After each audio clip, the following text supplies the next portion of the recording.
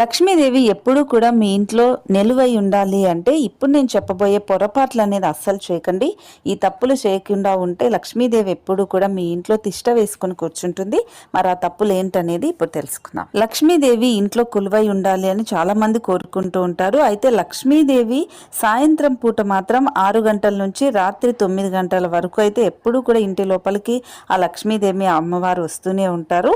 కనుక ఈ రోజున ఎట్టి పరిస్థితుల్లోనూ సాయంత్రం వేళల్లో మీరు తులసి మొక్కనైతే చేతితో తాకడానికి ముట్టుకోవడానికి ప్రయత్నించకండి. అలాగే తులసి మొక్కకి ఎప్పుడూ కూడా చీకటి పడిన తర్వాత నీళ్లు పోయడం లాంటివి చేయకండి. ఎందుకంటే తులసి అమ్మ సాయంత్రం పూట నిద్రపోతూ ఉంటుంది తులసిలో అంటారు. కాబట్టి ఇలా చేస్తే మీకు ఆర్థిక ఇబ్బందులు వస్తాయి.